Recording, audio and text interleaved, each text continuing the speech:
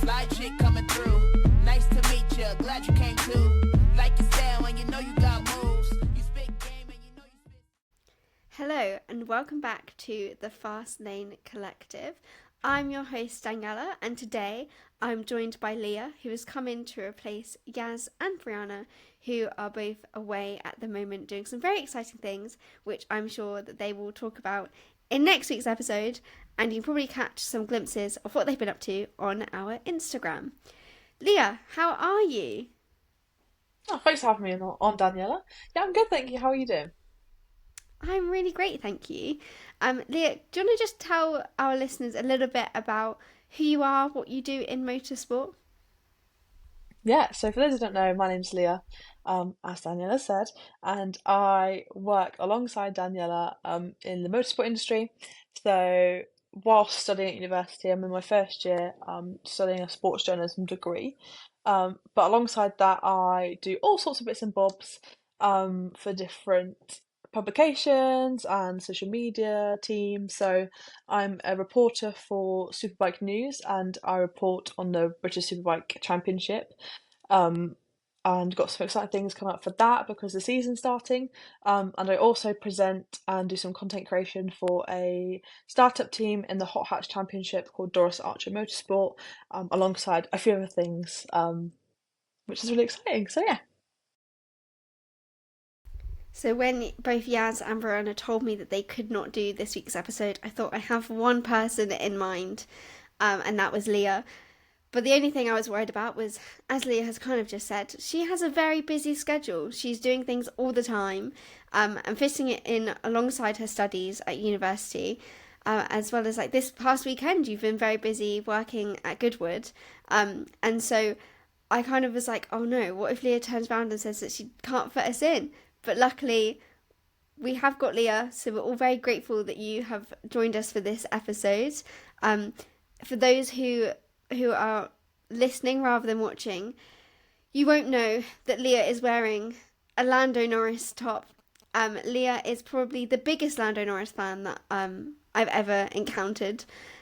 So I have got some very interesting questions for Leah later on in this episode.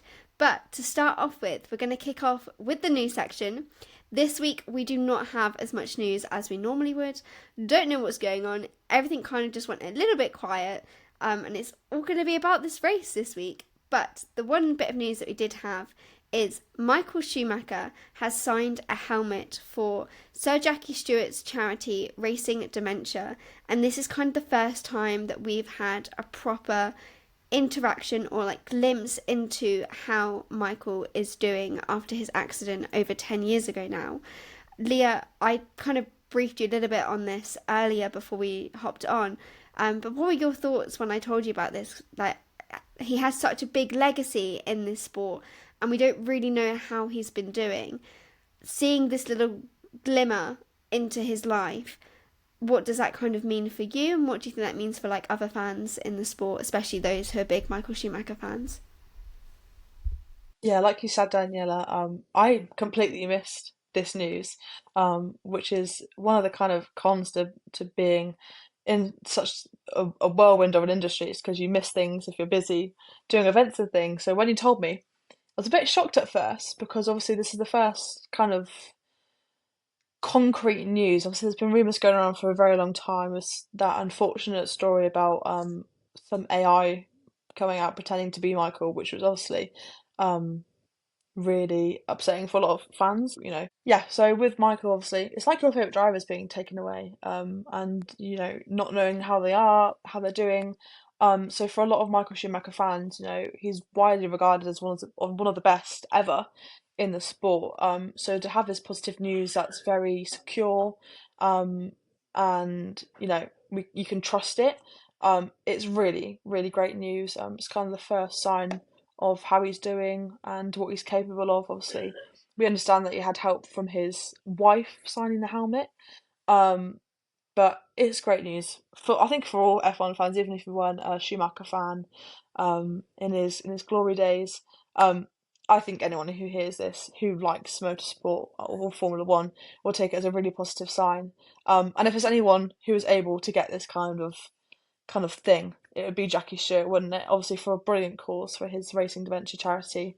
But all round, really positive news, and I'm personally really happy to hear it because obviously I wasn't alive really when he was winning his championships, but I know the legacy he has in the sport and really respect him, and do think he is one of the best ever. So yeah, really, really warmed me when I heard this news. I completely agree. It was a very wholesome moment for us to kind of experience heading into the weekend. And I feel like it was a little bit overlooked because obviously it's happening during a very busy race weekend. But it was very special nonetheless. And we all wish Michael the best and hope that, despite his accident, he is doing okay. But moving on to the race, it was a very fun, exciting race, which I was not expecting going into it. I think I forget that Bahrain is actually one of my favourite circuits. It's one of those hidden treasures where every year it comes around and I love it. And then the rest of the year I kind of forget about its existence and then forget how good of a track it is. And then it comes back and then I'm like, this is amazing. And that's exactly how I felt about this weekend. Oscar took the win. He also took pole position. Very strong weekend from him. But there are now only 3 points separating Lando Norris and Oscar Piastri. Lando currently sits in first place in the championship with 77 points. Oscar sits in second with 74 points. I'm going to have to ask the question, Leah. Who do you think McLaren should prioritise for the rest of the season? Do you think that will happen? What are your thoughts as of now? We're a couple of races into season. Oscar's the first driver to have, to be a repeat winner so far this year. What can we expect from McLaren the rest of the season? And do we think they've learnt from last year's mistakes? Well, first of all, just talking about Bahrain and the circuit quickly, I think it's come at the best time because the race in China and the race in Suzuka weren't the most interesting, and it was a real shame. Obviously, we had that brilliant season opener in Australia due to those weather conditions, and then had two races which were a bit slow to watch, and then now we've had this absolute masterclass from Bahrain. It reminds you exactly what's on the calendar, really. In terms of McLaren, now I really hope they have learned it from last year in that driver priority is really important, and I think it will be the make or break of them winning the Drivers' Championship this season. We know that they have such a strong package in that car. The girls and guys working in Woking have worked incredibly hard to make such a strong car that is the fastest on the grid. It's undeniable, really. And they also have two very good drivers. So there's no doubt that Zach and Andrea have a really hard job should they choose to impose team orders on who to prioritise. I don't think that will come in yet. I think it's too early in the season for them to impose any kind of team orders, despite them being very close. As long as they're both fighting at the front, fighting for P1, P2, P3 on the podium, really. They're going in the right direction. I don't think we'll see any kind of team orders until it becomes more cut and dry, because at the moment it's kind of a cat and mouse game between Oscar and Lando, especially for this championship. But it's very easy. I know Lando says it in a lot of interviews. He doesn't like being asked the age-old championship question of, "Oh, are you focusing on it this year?" And he's like, "Well, I'm only 2 races in, so why would I be focusing on it?" Yeah, they have. They think about it. Come on, they've got to think about it. But I don't think it'll be something at the moment. I think it's too early in the season to kind of say that McLaren should definitely prioritise Oscar now or definitely prioritise Lando now. But I can see it being something they will need to get a hold of very quickly should it become an issue again like last year, because that was traumatic. I think if I hear papaya rules any more times in my life, I'll keel over and cry for an extensive period of time. I can't deal with it again. But if Lando or Oscar, it's very impressive that Oscar, is the first repeat winner of the season. But as I say, we're so early on, so I can see it if it's maybe 4, 5, 6 in a row. that they inevitably will have to favour that driver. But if it's this back and forth, like we're still getting this kind of pendulum swing between the two of them, I don't think we'll see any kind of team orders yet. Yes, I think it's very interesting to see how McLaren are going to play this out this season, especially after last season. They potentially lost the Drivers' Championship for Lando when it came to team orders, because they have this really nice problem of having two fantastic, brilliant drivers as part of their lineup, potentially one of the strongest lineups on the grid, but they don't want to prioritise anyone when really they need to be. And I just have this fear that we're going to have the same problem again, especially if it continues with having Lando and Oscar as the top two runners of the championship. We're only a handful of races in, so we don't really know what's going to play out for the rest of the season. But so far, I think everyone can agree McLaren are looking pretty strong. As I said, Oscar is the first repeat winner so far this season. I do think that makes him look a little bit more favourable for McLaren, despite him being 3 points behind Lando. And I also do think that, you know, Oscar has shown a little bit more consistency over the last couple of years in comparison to Lando. Lando did have one of his best race starts of the year, but he had a false start, which put him he had a 5-second time penalty, which I think despite that, he had a fantastic race. And I'm not going to knock that at all. I just think he needs to kind of work. There are so many things that need to come together in order for him to win that championship. And the biggest part of that for me personally, how I see it, is his race starts. When he is on pole, I get filled with so much dread and anxiety because I just know it's not going to go his way. And I'm always like, oh, I don't want Lando to be on pole. Like, I'd rather someone else be on pole and Lando not have that pressure, because then he'll get a great start. He started, 6th, 7th this weekend, and then had a really great, phenomenal start. Couple of overtakes going into that first corner.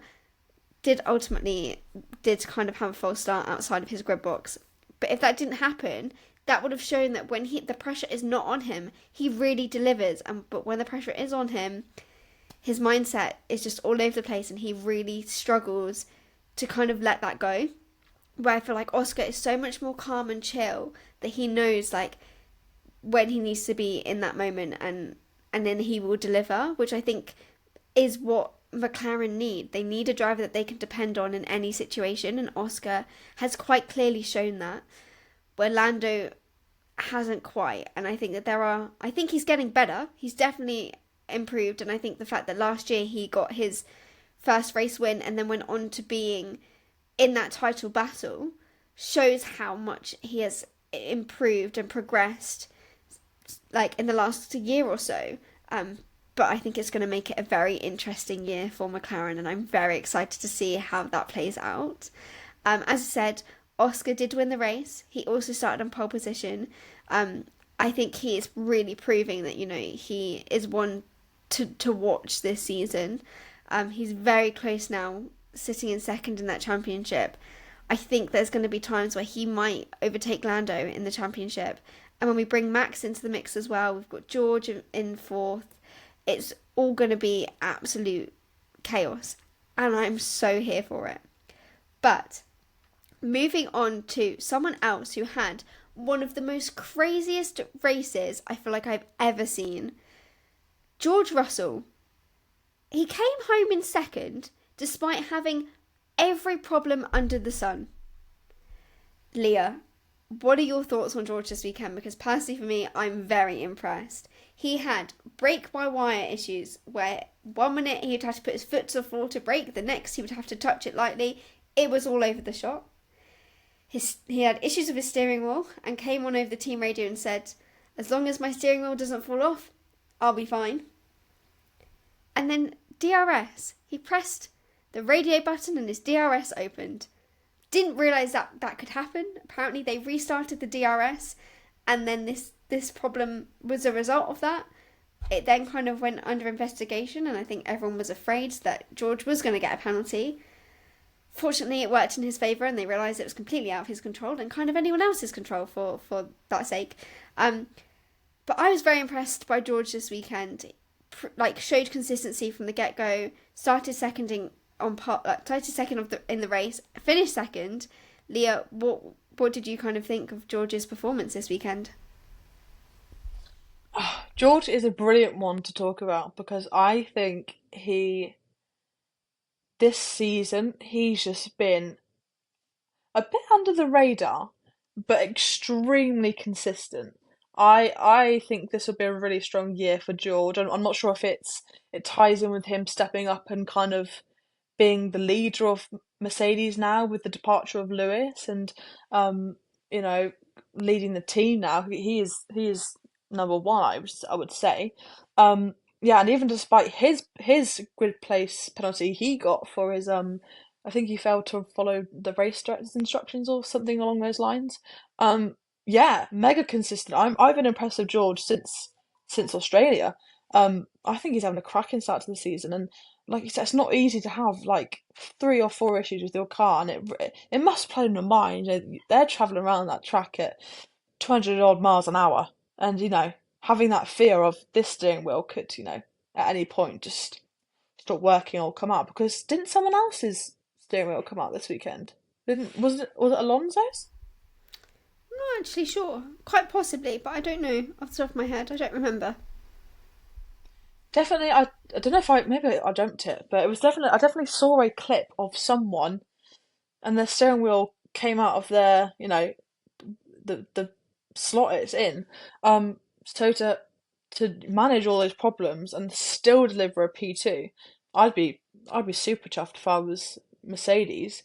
George has been a really funny one over the past few years, obviously starting at Williams and then coming into Mercedes. Being a bit hit and miss sometimes. Um, but I think he's been incredible this start of the season and consistent. And as we all know, as he said in that PowerPoint presentation in 2019, consistency is key. So yeah, mega impressed by George. Think he's doing absolutely amazing, and I hope it continues for the rest of the season. I love the 2019 rookie reference that you just made. What a fantastic video. If you have not seen it, if you're new to the sport and you have no idea what we're talking about, I highly recommend going and watching what was it called? The 2019 Rookies Cut or Best Rookie of the Year or something along that line. Fantastic video. But I completely agree with everything you said. He has had such a great start to the season, and I won't lie, I was not really expecting it. I kind of had this fear that he was going to obviously step up into this role as kind of being the lead for the team, but I thought it was all going to go to his head, and I thought he'd be like, no, I know what I'm doing, I can do this, I'm the number one driver here. And I was like, he's going to get too cocky and it's not going to work in his favour. But actually it hasn't, and he has really delivered. Unfortunately, things didn't go quite so well for his teammate Kimi Antonelli, who I think it was just kind of a bit of bad luck with strategy calls. Before the safety car came out, after debris on the track, Kimi had just pitted on fresh tyres, came out, and then 2 laps later the safety car came out, and I think it just really kind of hindered his overall performance. He just had 3 stops, which he was kind of the only other driver outside of Sainz who went on to DNF that had a 3-stop strategy, and I just don't think it worked for him, and I think he left this weekend feeling really disappointed. This was his first race without points so far this season. He was down in P11, bassing it out with Ollie Behrman in the final few laps for a single point, but ultimately it wasn't meant to be. He has also impressed me so far this season. Like, Mercedes as a whole have completely shocked me because I was not expecting it. I kind of thought with Lewis leaving, things are not going to go their way. Like, they've had such a strong relationship with Lewis that now having a whole new lineup was just going to ultimately change things for them. And so far I'm very impressed with Mercedes, and I'm really impressed with Kimi as well. There was a lot of pressure on Kimi's shoulders, being so young, having this big hype around him. I thought, I don't know how he's going to deal with all of that. Leah, what are your thoughts on Kimi so far this season? Were you expecting him to kind of like corrupt under this pressure, or did you have hopes that, you know, he's had a good kind of career up until this point? He didn't have like the best season F2 last year, but he still had race wins. What were your expectations for Kimi? Yeah, Kimmy's a really good one to speak about in terms of I only really knew about Kimmy when he got introduced to Formula 2 because someone said to me, this is, you know, the next big star in Formula 1.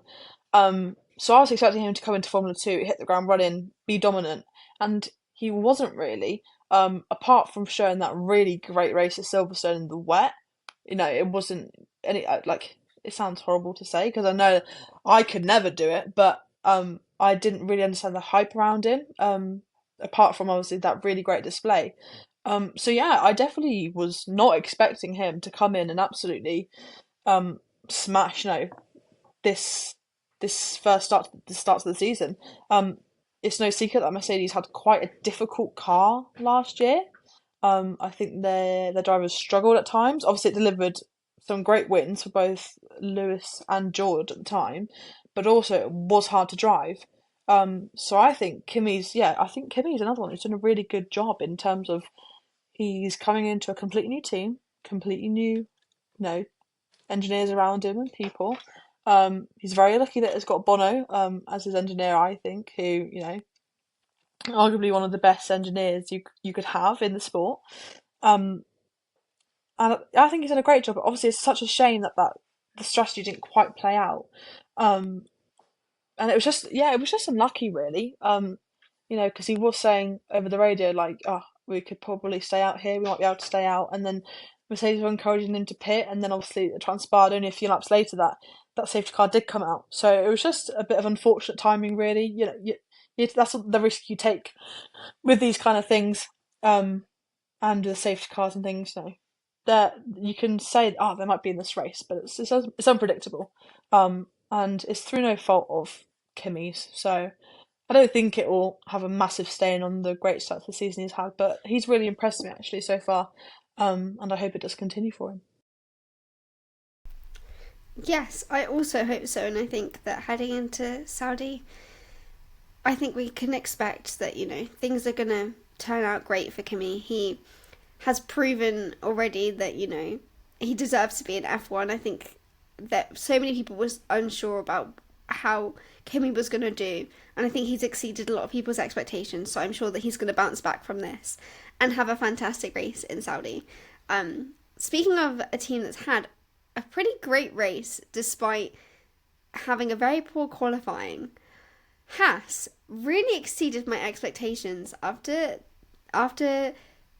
Ollie starting in P20, Ocon having a crash in Q2. I kind of thought, oh, you know, like Haas have had a really great start to the season. I was like, is this going to be the one time that they're just not going to do that great? Like, they've really impressed me so far this season. Did not expect them to be consistently in the points.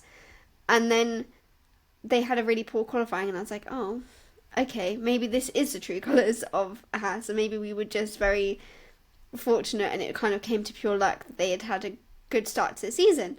But that completely turned its head.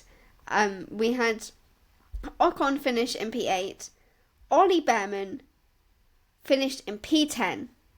He made up 9 places, which I am like flabbergasted for. I was writing, so when I watch a race, I log everything that happens and what lap it happens on, and I was writing it all, and before everyone started to pit, Behrman got into the points, and I was like, oh, this could be good, this could be exciting. Then I went, no, don't get excited because everyone's pitting and he hasn't yet pitted. So don't get excited because it might not have stayed this way. And I said that to myself, and I wrote it in my notes on my phone, and I was like, oh, it might not happen. And then it did. And I was like, you know what, Ollie? I'm so impressed that you have done that, because I think one thing, you know, like starting down in P20, you're going to have a difficult race. I was not expecting points for him. So completely impressed with his race this weekend. I did not think that this was going to be possible for him. think it cements that he is a really great driver. He still has a lot to learn, and he does have a car that isn't the strongest. But already both him and Ocon have smashed it out the park so far this season in the Haas. If you'd asked me at the start of the season to predict where Haas were going to be, I thought they were going to be nowhere. Leah, were you thinking the same thing about Haas? And what are your thoughts on Ollie? I know that you're a little bit of an Ollie fan. Yeah, among the masses of McLaren t-shirts I have, there's just a glimmer of an Ollie Behrman logo in there. I'm a massive, massive fan of Ollie. Um, Mega impressed with him. I've been keeping up with him since he was in Formula 3. Um, so absolutely over the moon when he signed his contract for Formula 1. I think he deserves it. I think he's a brilliant young driver, and has a lot of character about him, which is one of the things that I love about these drivers, is their humour. Because they're doing a very serious sport and doing very serious things like driving very fast cars. And then so in interviews when they have a little bit of personality, it's just my favourite. I think that's probably what drew me to Lando as well as Ollie, is that, they have a lot of character about them, as a lot of them now do. Yeah, absolutely killer weekend from Mr. Behrman. Um, Obviously, I caught up very briefly with the results from qualifying um, after my event at Goodwood, um, in my delusional state at like 11 p.m. and I saw Ollie P20 and my heart absolutely sank, especially after his great weekend in Suzuka. I thought it was going to continue, and then unfortunately it didn't. I saw P20 and I was absolutely gutted. So to see him P10, I think that's absolutely killer for someone who only has a handful of F1 races underneath him. I know he got experience last year in the Ferrari and the Haas, but I still think, regardless, a lot of people are very impressed with what Ollie is producing. I think he's brilliant. And if it was Leah's driver of the day would very much have been Ollie Behrman. And Ocon as well. Yeah, he's had two very good races as well. Was a bit unsure with him going to Haas. Obviously, I'm not sure. He was obviously replaced by Doohan at Alpine. But I didn't see him going to Haas really. I didn't know if he'd have a seat at all. But it looks like he's made a real good impression there, and yeah, he's got some really good results under him, especially last week. I know it was down to a few disqualifications from the front runners in Suzuka, but yeah, he was well up there in the middle of the top 10 really. So I think Hassan made a great start to the season, and obviously very biased as an Ollie fan. I do hope they continue to provide a good car beneath him and give good updates as the grid evolves throughout the year. But I think, especially the last two races, you can't really fault them. I agree. And I realised I also can't do math because he didn't make up 9 places. Ollie made up 10. And as you were talking, I was like, I told everyone 9, but it's 10 because he started in P20. So I obviously can't count. Good job that's not part of my job. But moving on to unfortunate weekend for Williams. I think, they didn't really have anything in their favour this weekend. Sainz was kind of having a good race up until this point, but he unfortunately had a collision. Well, I say collision, it was what felt like light contact with Yuki Tsunoda. Turns out it wasn't light contact, and he had a massive gaping hole in the side of his livery, which, not ideal when you're trying to race your car at like 200 miles per hour. But that led to him ultimately DNFing. He did also have, I think it was a 10-second penalty from this incident, but in the end they just retired the car because, it wasn't going to work out. So I think quite a poor weekend for Sainz. Albon didn't score any points either, so a little bit of a disappointing weekend for Williams, especially if they've kind of been challenging Haas in the championship. I was expecting a little bit more. I think they'd had kind of a decent start to the season, having Sainz come and join the team, both drivers really pushing that car to the absolute limit. It had been a great start of the season, and I kind of had hoped that it would continue. Ultimately, it hadn't for this race. things might change in Saudi. Leah, do you have any thoughts overall on Williams?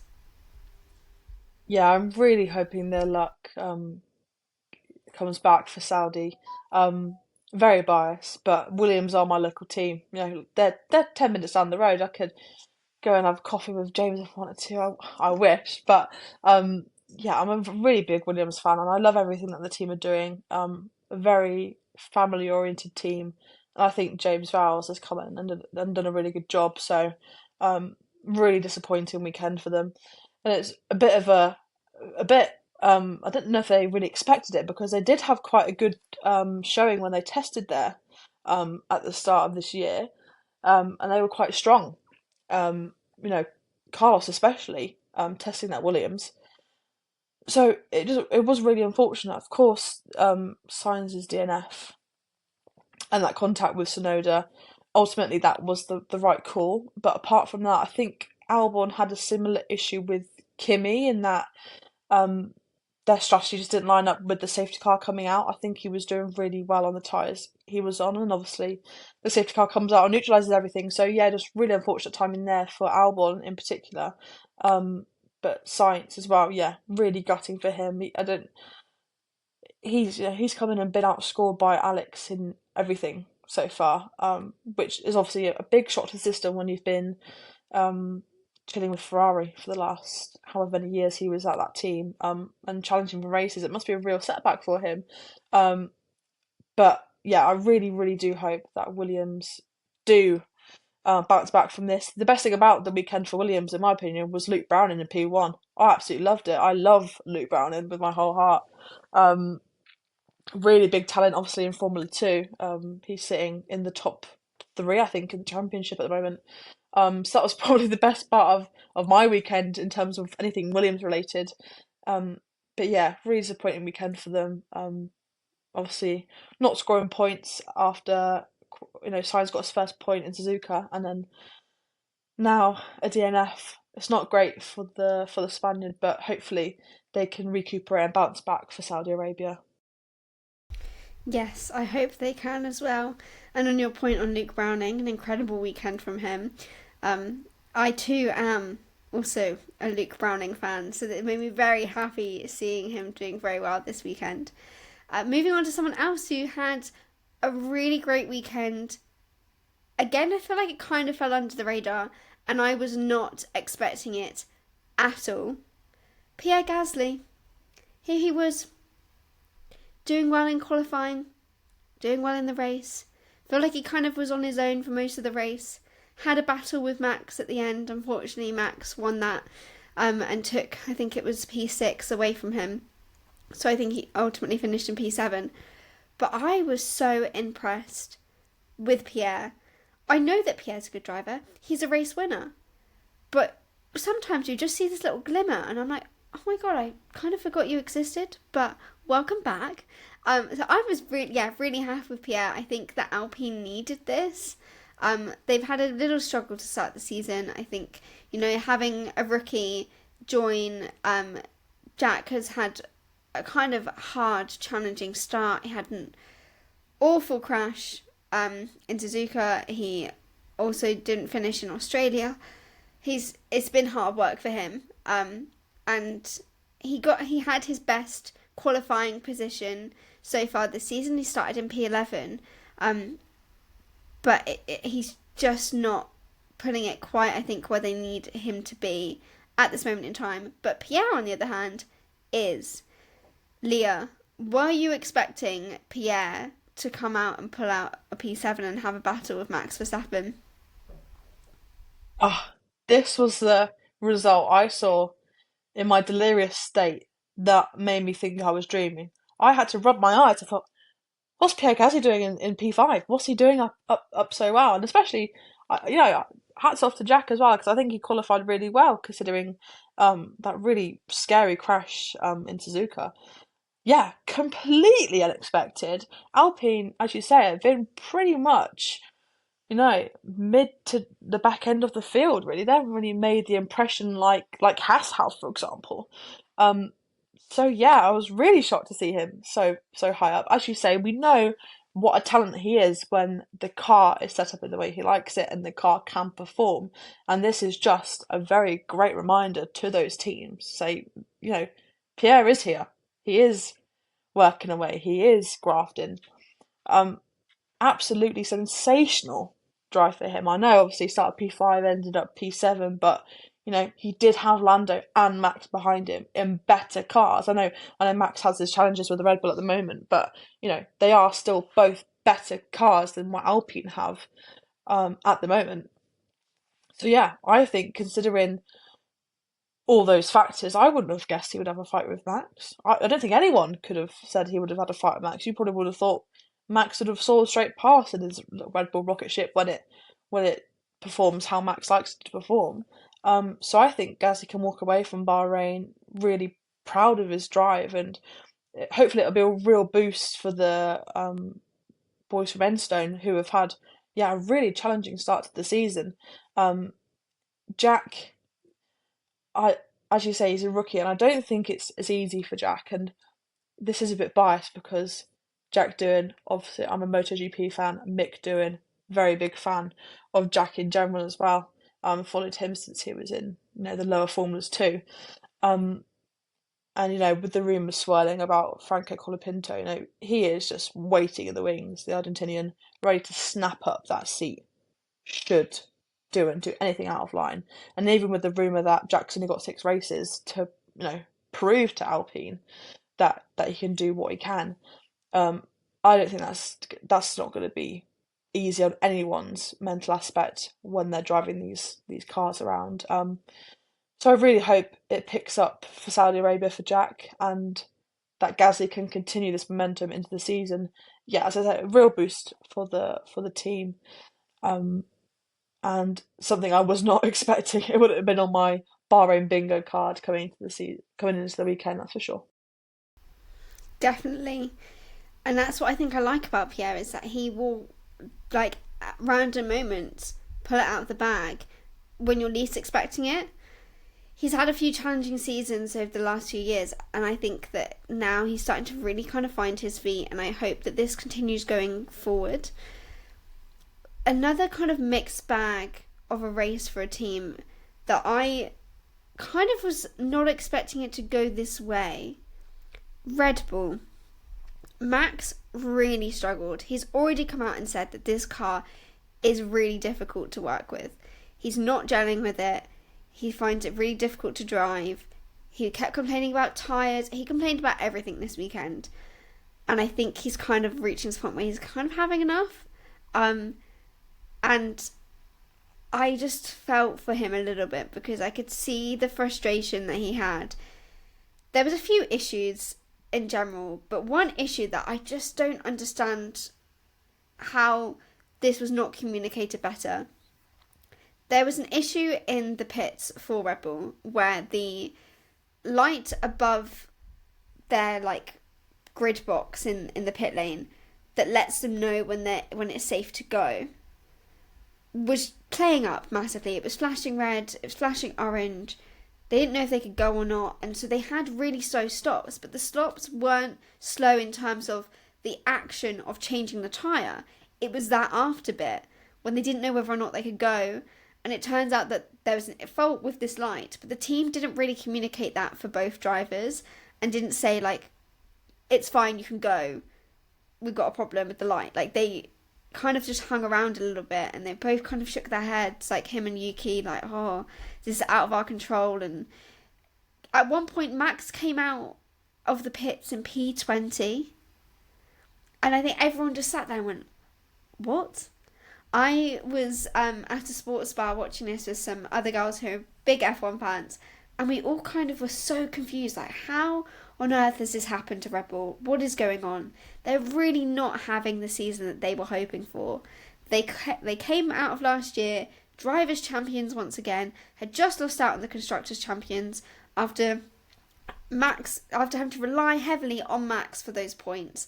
They had done for the last couple of seasons. I think they thought, right, okay, we've got Liam Lawson, we've got Max Verstappen, this is going to be a good year. Then obviously they decide to get rid of Liam 2 races in. They've brought in Yuki, who for me this weekend did very, very well. He found himself in a lot of battles. He then took his first points of first points for Red Bull, and I was just overall quite shocked that Yuki had, in comparison to Max, despite Max finishing ahead, a more smoother race.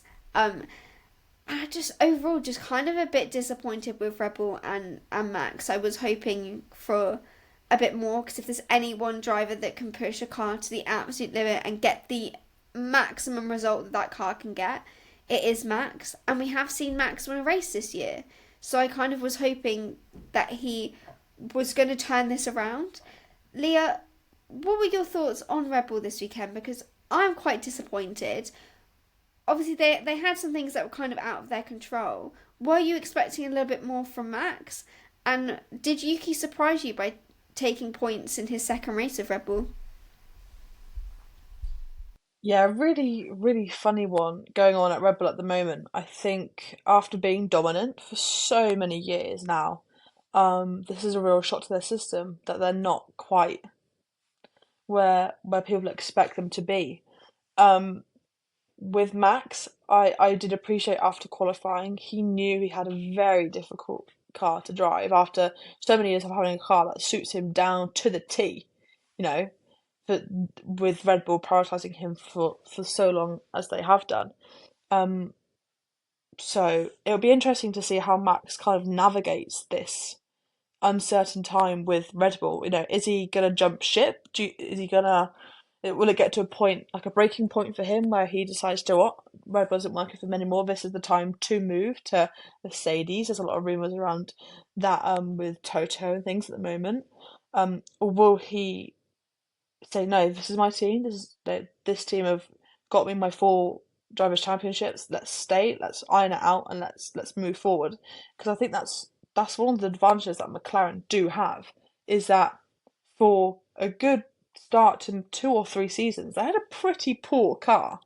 And it was very easy for a lot of people to question why the talents of Lando and Oscar are staying at a team that can't put a car beneath them. But they said, no, we're going to stick it out. They even signed contract extensions before they knew how the cars would perform in their respective seasons when they got these extensions.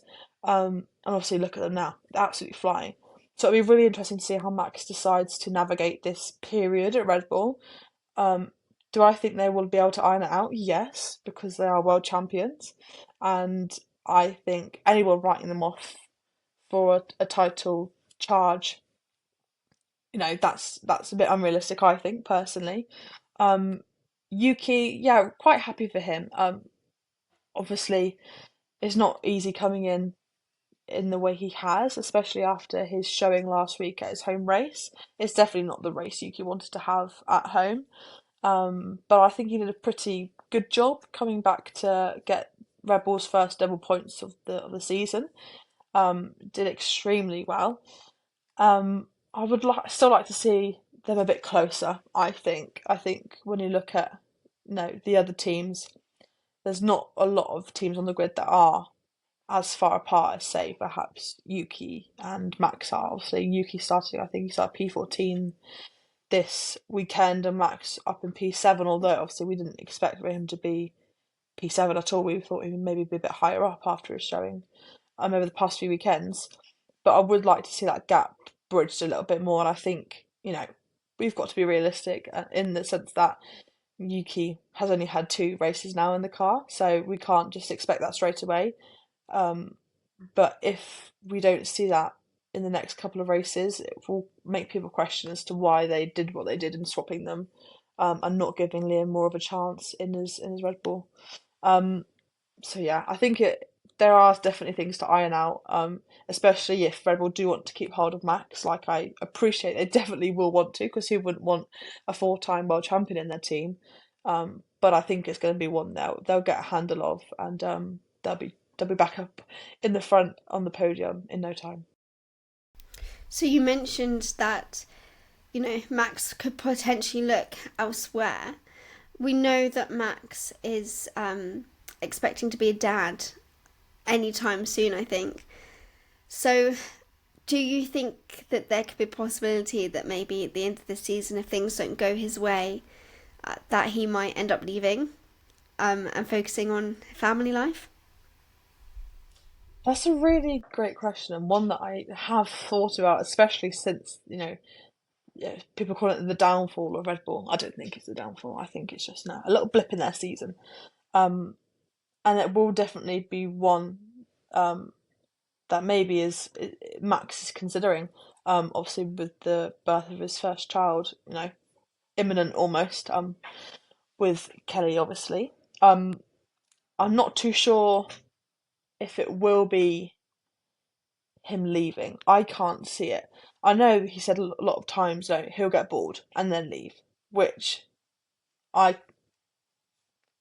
I don't like those kind of comments because I don't see how you can ever be bored driving a Formula One car, especially this season so far, because it has delivered. Apart from China and Suzuka, but we have had some really great showings.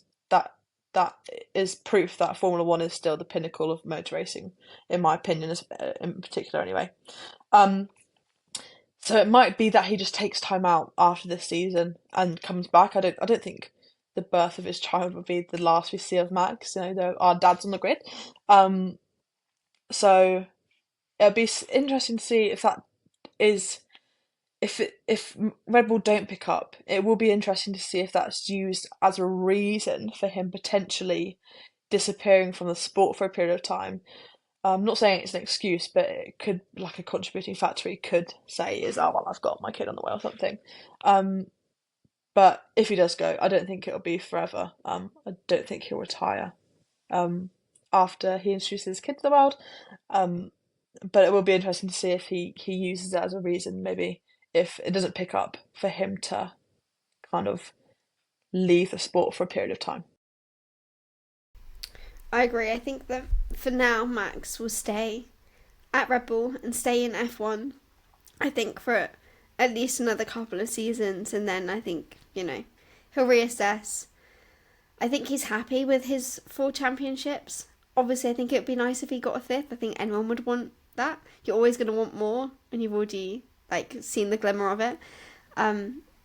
But yeah, I think that when the time is right will be when he will leave, and I don't think just the fact that Red Bull are struggling at the moment is going to impact that. It could maybe be, as you said, a contributing factor, but it won't be his whole reason. And the same with expecting his first child. I don't think that that's going to take him fully away from the sport at this moment in time. We know that there are other dads on the grid, and we know that there have been dads before who have left because of family life, and they've kind of felt like F1 has kind of reached that point where they're ready to move on and they're ready to kind of focus on their family. And I think that Max will probably reach a point soon. I'm not saying it's going to be at the end of the season, but I think it could be within a couple of years. But moving on to another dad who unfortunately didn't really have a great weekend. Nico Hulkenberg unfortunately was disqualified. Leah, what did you think? It's another one of those situations where it's kind of out of the driver's control. It was because of the floor. There'd been too much wear to the floor. What were you thinking? Were you kind of disappointed for Hulkenberg? Do you agree with the FIA? We know that the FIA can be a little bit silly and sometimes come out with silly things and quite controversial things, and we don't always agree with them. But what do you think this time? Yes, really almost weird one, considering that we had 2 cars in Suzuka disqualified for the exact same reason, for kind of floor wear. Um, so yeah, really kind of odd one. You'd think maybe after that teams would pick up on it and actively make sure that their drivers don't suffer the same fate. So for Hulkenberg to be disqualified for the reason of excessive wear, yeah, bit of an odd one. I think Steak is one of those where it's just a bit unpredictable for them at the moment. They're not making the advances like Haas and how they've developed so far in the season, in such a short space of time. Both Hulkenberg and Bortoleto, haven't made the impression that I perhaps would like them to make, especially Bortoleto being, back-to-back F3 and F2. Of course, you've got to be realistic into the car he's driving, that, there's not a lot of high expectations for them just because of how the last few seasons have played out. But you do hope someone of that caliber of driver does do well, especially after a few comments that I know Helmut Marko made about Gabriel Bortoleto over the last months or so. So yeah, Stake are they're really hard to kind of put anywhere at the moment, in the sense that I do hope somehow they pick it up, but also looking at their seasons in the last few years, you do wonder, are they going to get the wooden spoon again and finish last, or not pick up any points again? And with a new talent like Bortoleto, that would be a real shame, because I do think he does have a lot to offer as a racer, as does Hulkenberg, obviously. But yeah, just that is another disappointment, I think, of the weekend. I think there are losers from this weekend, and Stake are definitely one of them. Obviously not really doing much in the race. Well, they were in it, and then obviously Hulkenberg getting that disqualification after, which is kind of the icing on the disappointing cake for them at the weekend. Hopefully the team can do something about it. But unfortunately, considering how the last few seasons have gone, you do wonder to what extent can they improve, or is this just it? Or are they, is this a tactic? Because obviously we've got these new regulations coming in. So are they just suffering with this, car that underperforms most weekends, in preparation for next year, and then when they become Audi as well? So yeah, really disappointing. I think it's going to be disheartening for both Hulkenberg and Bortoleto for the races they've had this year. Or perhaps not so much. Maybe they've been briefed that, they've been made aware this car isn't the car, but with the shift in kind of the team structure going into next year and beyond, that maybe they're not so disappointed. But definitely fans will, you can't be happy with how Stake are performing at the moment. That's kind of there's no really, I can't even spin it positively, because all of these ones I've tried to put in a positive light, and I can't find really anything to say about Stake, apart from just, really disappointing for the team and really challenging for both their drivers. Yeah, I think we're on the same kind of wavelength with that. Stake have kind of struggled the last few years. Even when they were Alfa Romeo, they have kind of been at the back of the grid for such a long time. And I think we're kind of thinking the same things when it comes to next year, 2026, new regulations, Audi coming in. I think that's just their focus. I think they just want to get through this year and put everything into 2026, which, to be fair, if I was them, I'd probably do the same thing. They obviously have a whole new driver lineup this year. Gabriele Bortoleto, he has been such a big name coming into this, but also at the same time highly underrated, despite having won F3 and F2 in his debut seasons. He hasn't, I feel like if you are really invested in motorsport, you know the name and you're excited for him. But if you only follow F1, people are like, who is this guy? Why is he so great? Why are we all so excited? And it's just such a shame that, despite having won the F2 championship, he's kind of been handed arguably the worst car on the grid.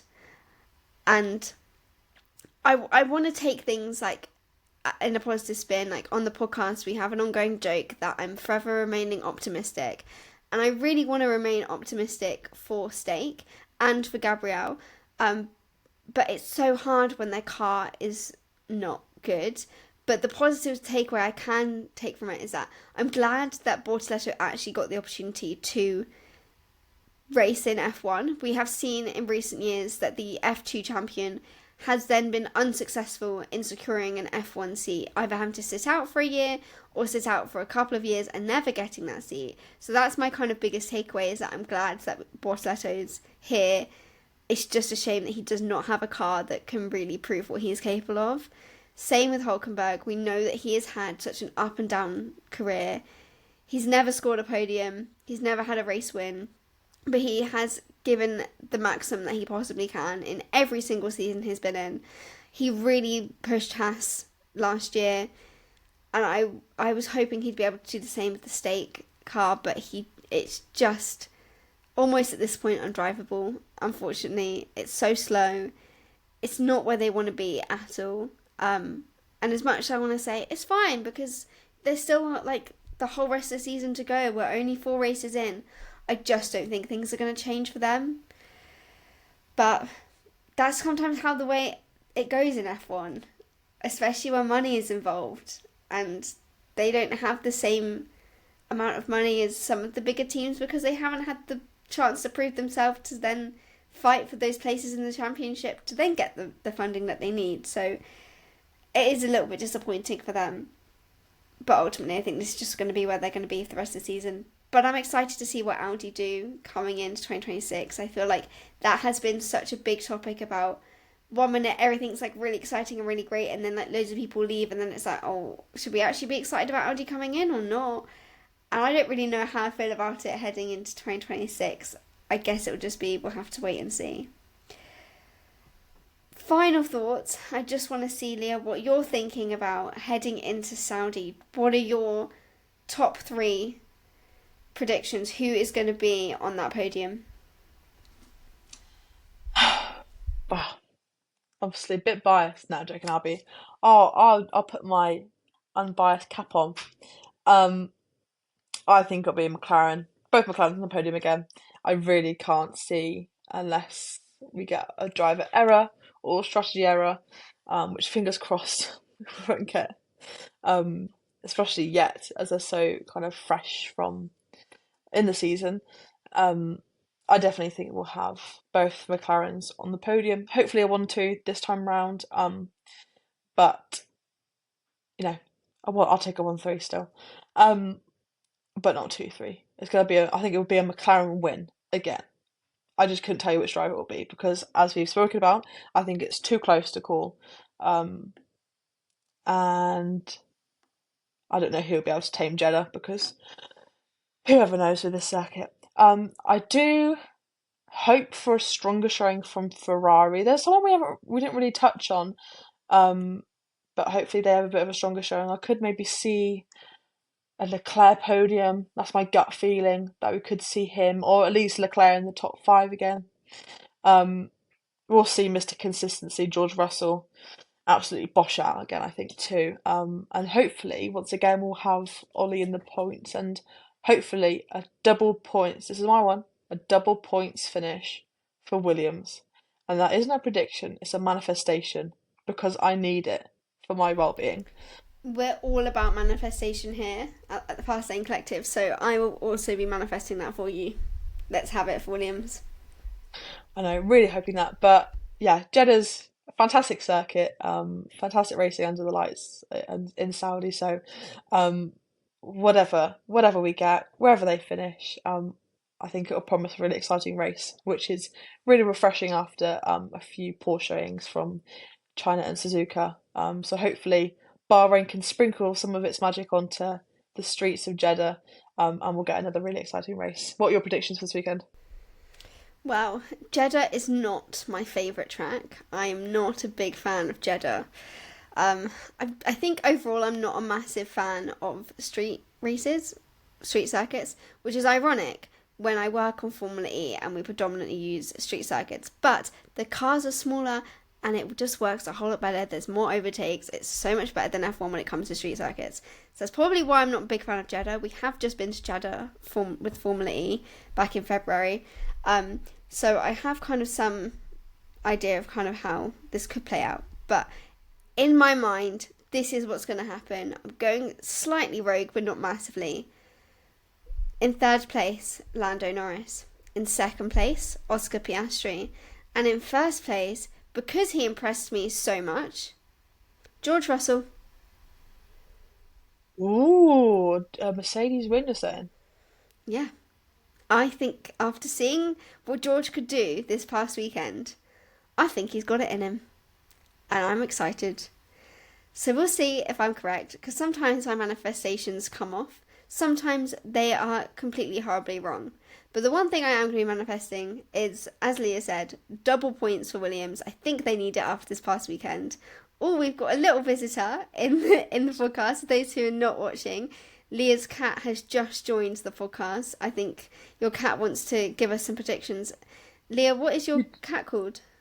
Lucy, who do you think is going to win? Tell me. She said Lando Norris. Oh, I don't know why you'd say that. Isn't that's so crazy? She said, Ollie Behrman, I think. No, she's not right. That's a bold prediction. You'll be Ollie Behrman. She'll be watching. She'll be watching with me, won't you? She'll be watching. Thank you for your contribution there, Lucy. But yeah, I think that is everything for this week's episode.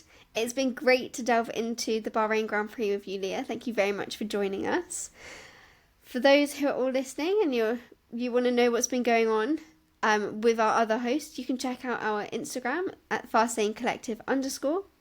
We're also on TikTok as well. Thank you all very much for listening, and we'll see you in the fast lane. Hello, fly chick coming through. Nice to meet you, glad you came too. Like your style when you know you got moves.